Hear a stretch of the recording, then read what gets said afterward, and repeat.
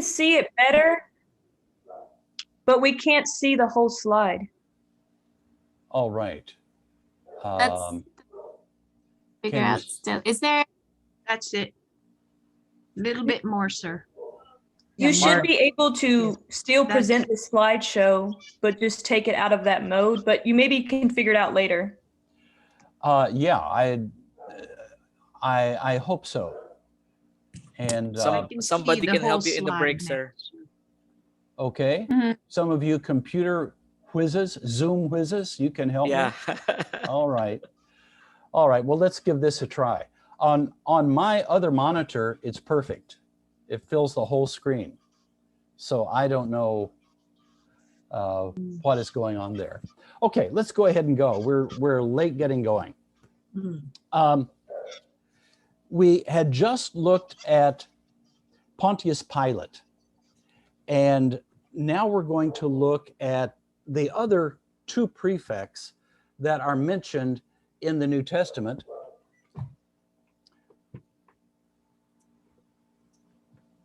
And let's see if I can get the slide to change.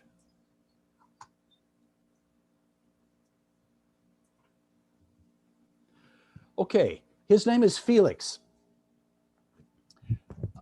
He was married to Drusilla, who was part of the Herodian family, and he was a poor ruler. And nothing that Festus, who followed him, could do could save the situation.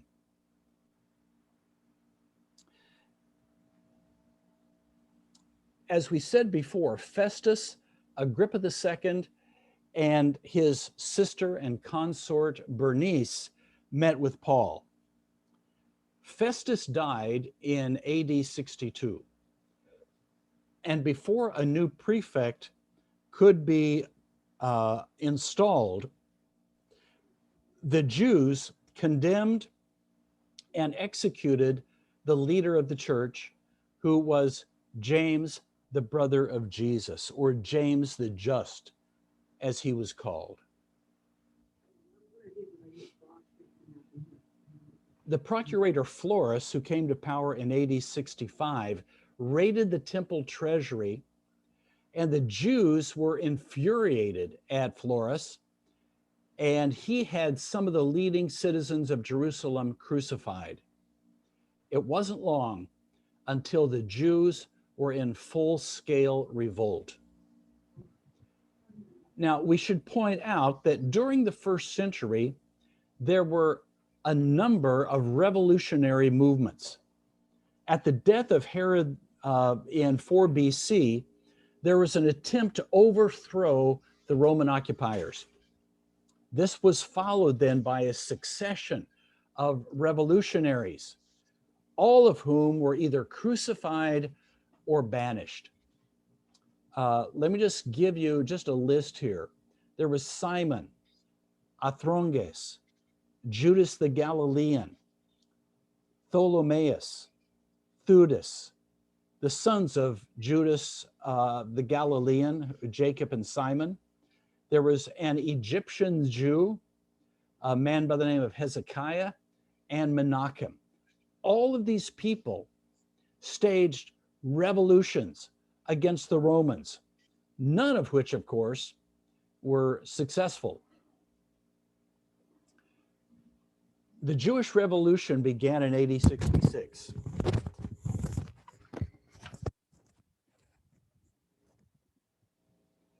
The forces of the Roman general Vespasian descended on Jerusalem, and in fact, Agrippa II fought side by side with him.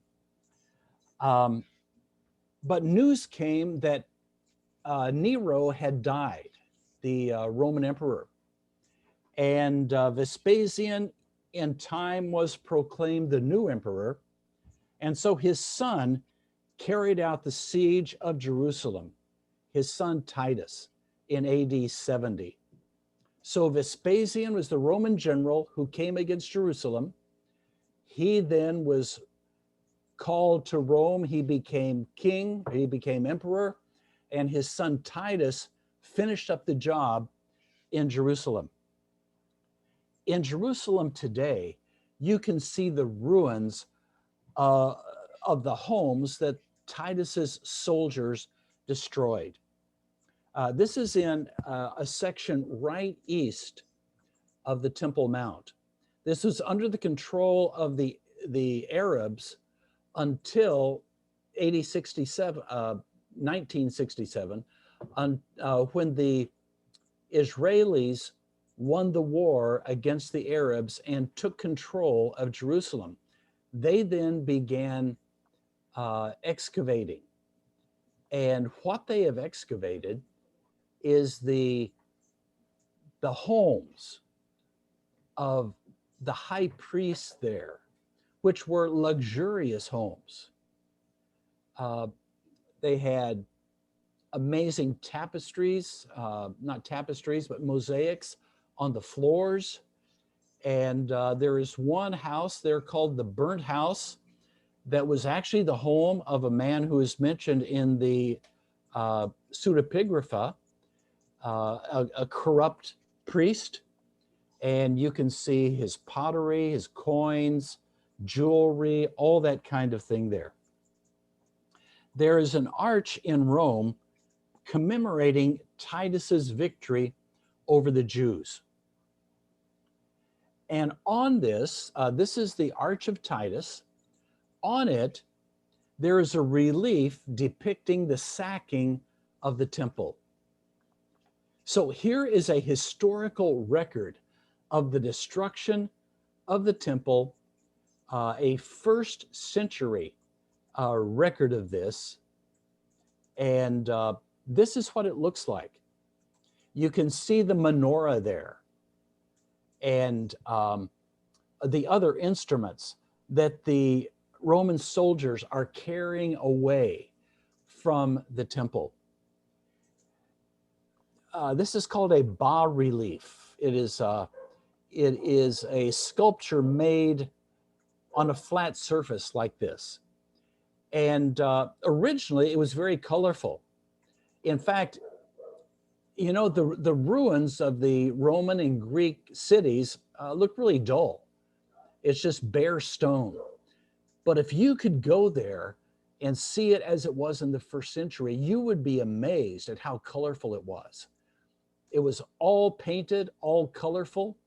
And they have gone and they have done very detailed inspection of this, and they have found yellow remains on the menorah, and they have done what probably it originally looked like.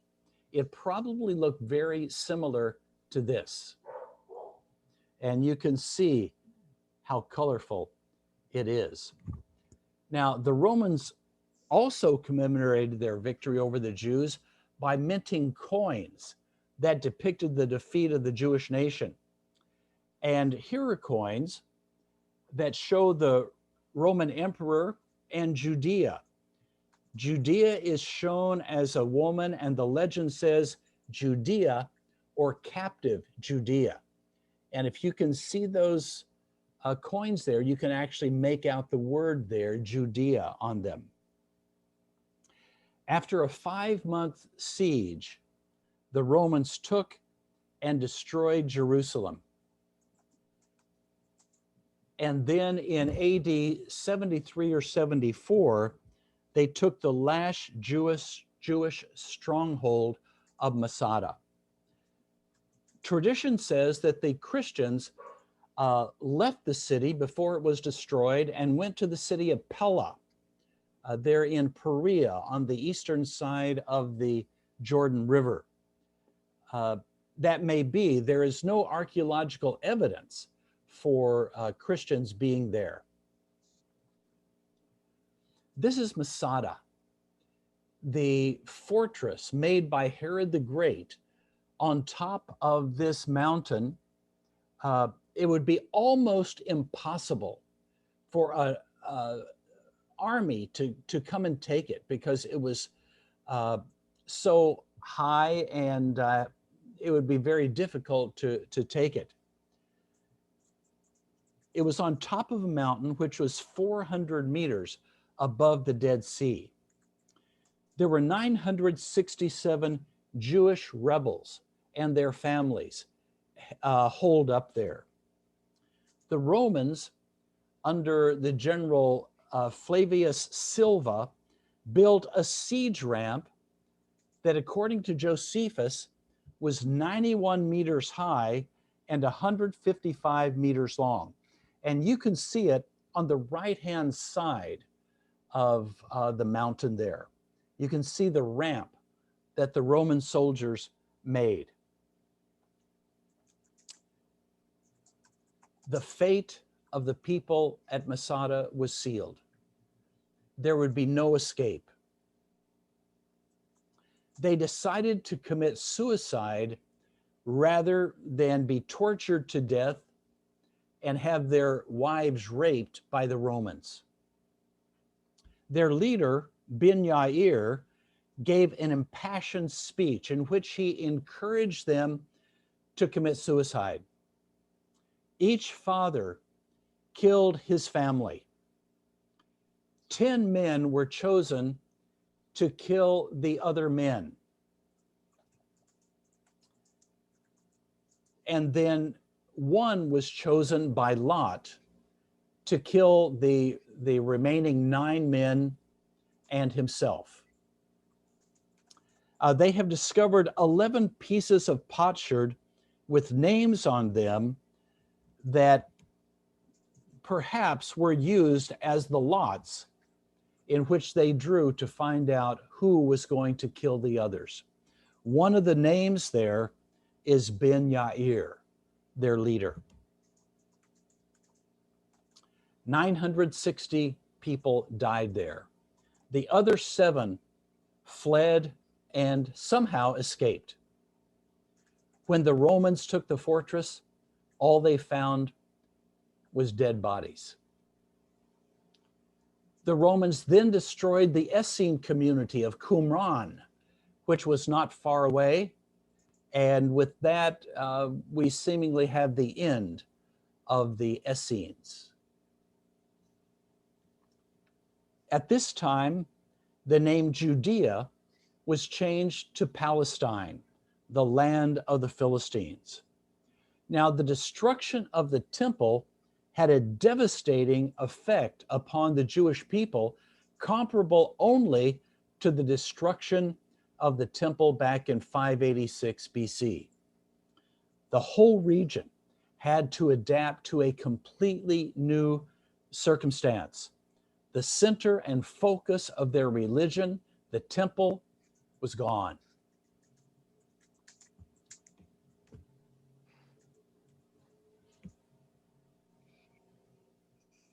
Perhaps in the late 1st century, we don't know exactly when, the Birkat HaMinim, or benediction of the heretics, was written in the city of Jamnia.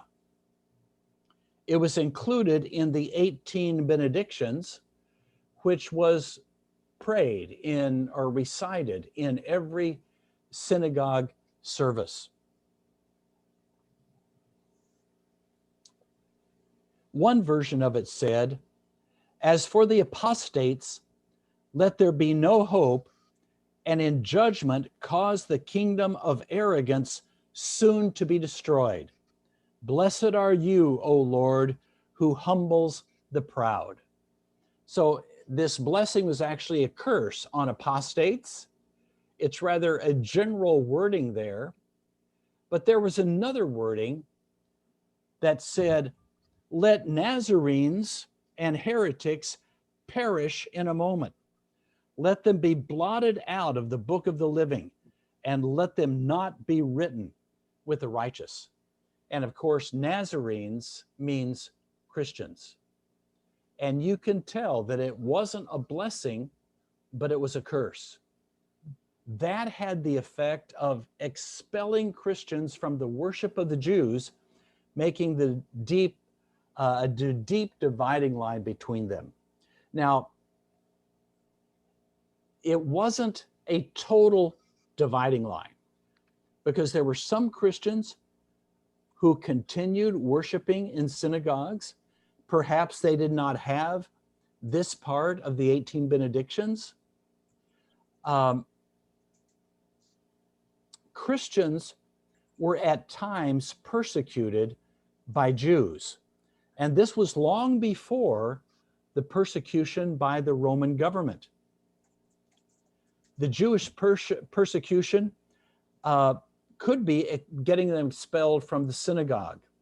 But Paul says, 5 times I received from the Jews the 40 lashes minus 1. The punishment by the Jews was that of 39 lashes. It was so severe that a person could die. And if 40 lashes were given, those who gave the lashes could be punished. But if they gave 39, they would go unpunished. And so that is what they gave. 5 times, the Apostle Paul said that he suffered this from the Jews. So there was Jewish persecution in those days.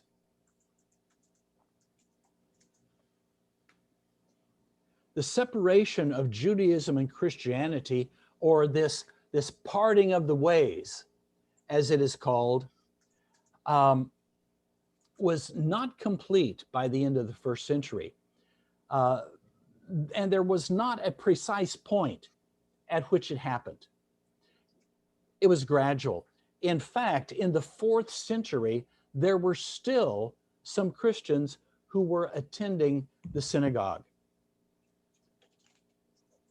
Now, you would think that after what happened in AD 70, the Jews would have gotten the picture, that they would have realized that they're not going to be able to defeat the Romans, but evidently they didn't.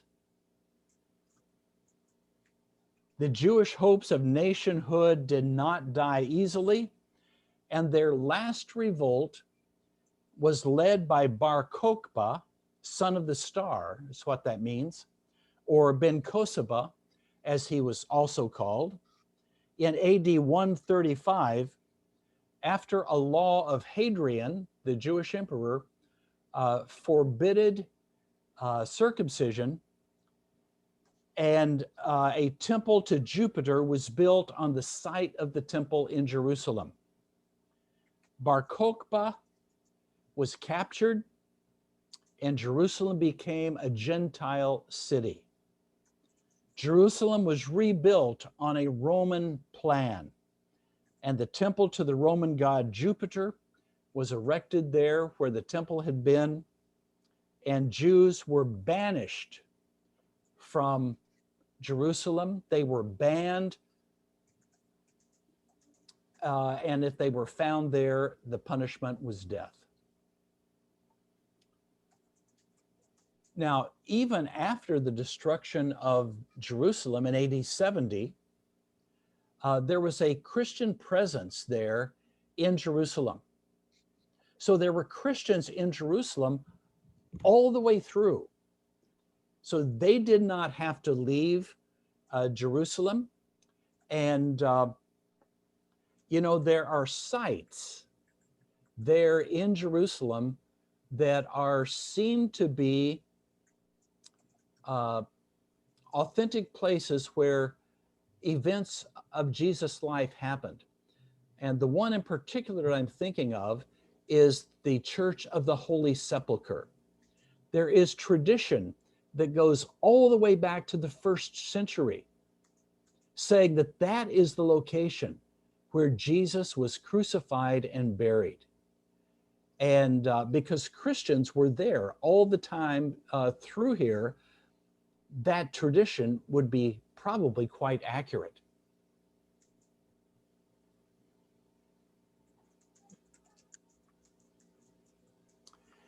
Here is a family tree of the important Herodians, the family tree of Herod.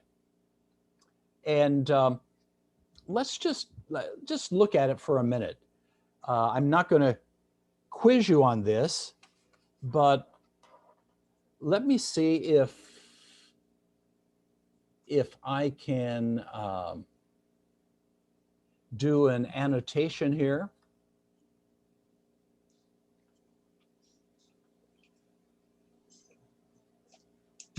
Let me see if I can move you over here and see the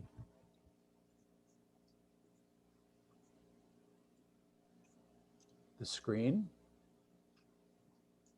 Okay.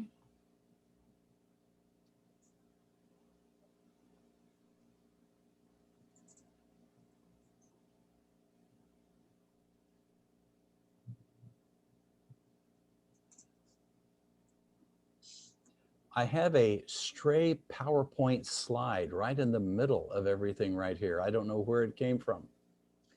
I'll try to hide it.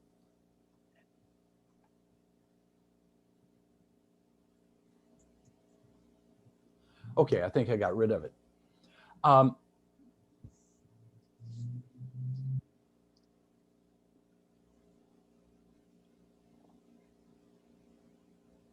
Okay, it's not working. I don't know what has happened to it, so I will not try to do that. Okay. Oh.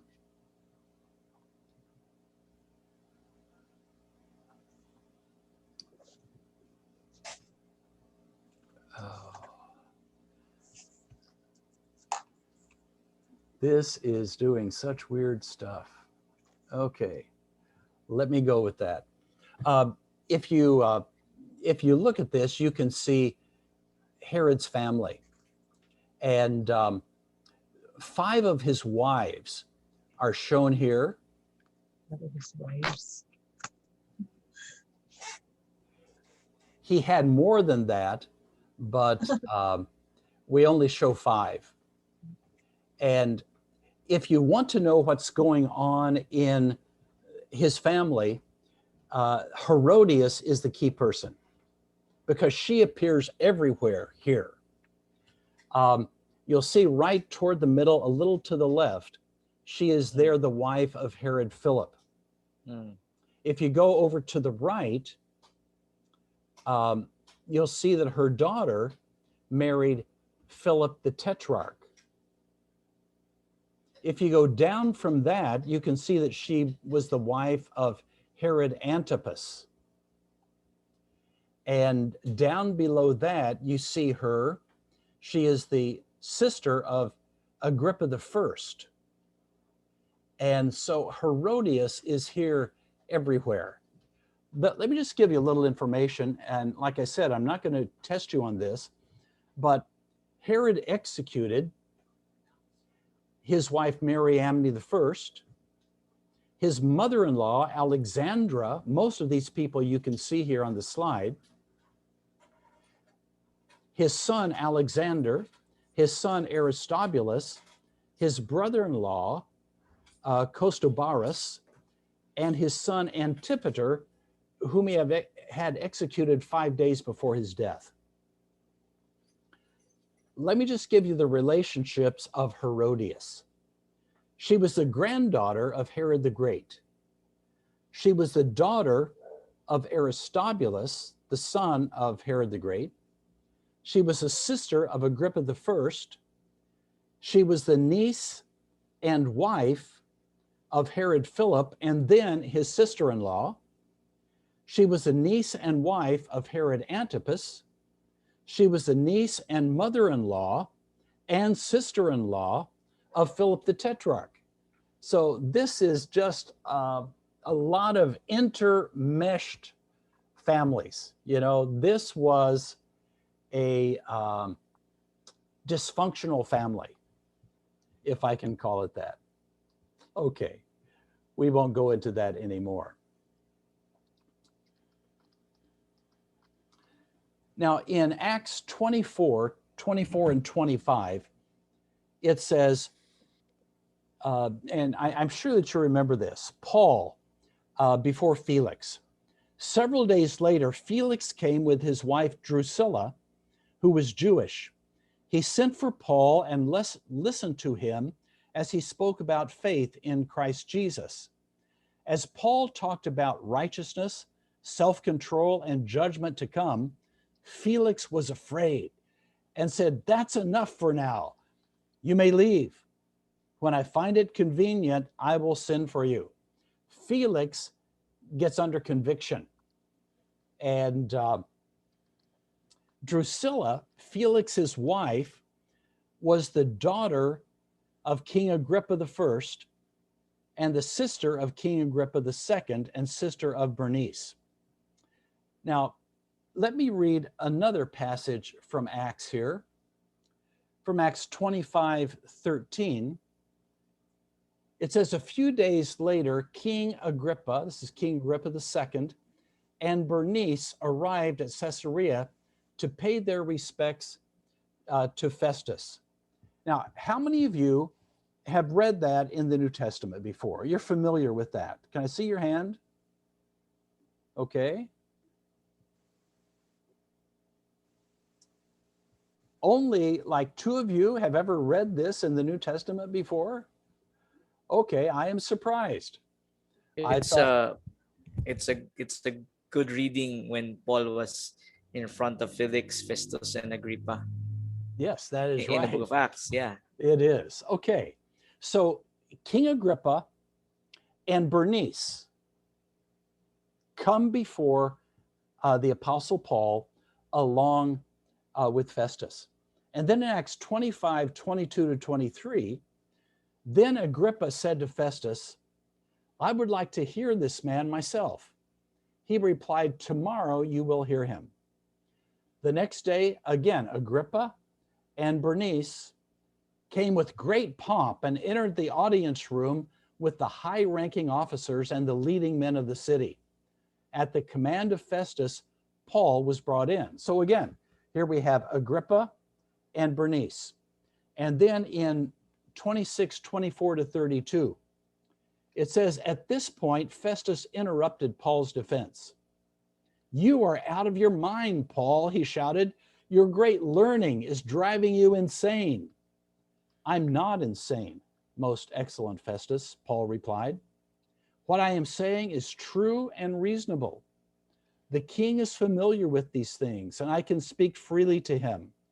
I am convinced that none of this has escaped his notice because it was not done in a corner. King Agrippa, do you believe the prophets? I know you do. Then Agrippa said to Paul, do you think in such a short time you can persuade me to be a Christian? Paul replied, short time or long, I pray God that not only you, but all who are listening to me today may become what I am, except for these chains. The king, Agrippa, rose, and with him the governor and Bernice and those sitting with him. They left the room, and while talking to one another, they said, this man is not doing anything that deserves death or imprisonment. Agrippa said to Festus, this man could have been set free if he had not appealed to Caesar. Now, the rest of the story, okay? Bernice, the daughter of Agrippa I, married her uncle Herod of Chalcis. After his death, she had an incestuous relationship with her brother Agrippa II. Now, when you read this in the New Testament, you probably don't realize that Agrippa and Bernice are having an affair, a brother and sister living together as husband and wife. Whoa, But that's messed up. that is who Paul appeared before. And now you know the rest of the story. In the revolt of the Jews against the Romans, Agrippa II sided with the Romans. Bernice became the mistress of the Roman general Titus. And it seemed like he really loved her. She really wanted to be his wife. And so she really pressed it. And I think she even announced herself as his wife. And the Jews, of course, didn't like that. And Titus had to send her away. She then tried to reestablish that relationship, but again, he sent her away. Agrippa's death in AD 100 brought to the end the dynasty, the family here of Herod the Great. So that is as far as it goes. All right, any questions or comments now? We've covered a lot of territory here in the history of the Jewish people there in Palestine. Sir, Yes. although very interesting with all this Herodian inner story, but my question is about Paul, about the lashes, because well, it's through the film that we saw Jesus floggings. Was the flogging of Jesus the same as Paul's lashing, which he received 5 times? Because that would be so much. No, it wasn't. Jesus lashing was a Roman punishment, and this was a Jewish punishment. Jewish. Yes, but it was such a vicious kind of punishment that a person could die from it. Same So- with Paul's? That's what I'm talking about. I'm talking about okay. Paul's. Wow. Yes, right. And that is why they had this limit as to the number of lashes that you could give, which was 40 minus 1. If he hit that 40th one, then you could be liable for the person's death. Any other questions, comments? Question, please. Yes. Do you think Festus and Agrippa at the same time were both convicted of Paul's message? I'm sorry, In say what I'm that again. asking is, do you think Festus and Agrippa were both convicted, the sort of respecting Paul's message? Is I think the probably way so. they feedback? Yes. How soon you would, or how quickly you would persuade me to be a Christian? Yeah, I think he was under Mhm. conviction. Mhm. Yeah. Now this is Agrippa. This is the one that's having the affair here. Mhm. And then Felix said, "That's enough, Paul. You may leave. When I find it convenient, I will send for you." And it says here, Paul was talking about righteousness, self-control, and judgment to come. Felix didn't want to hear that. Yeah, he was under conviction.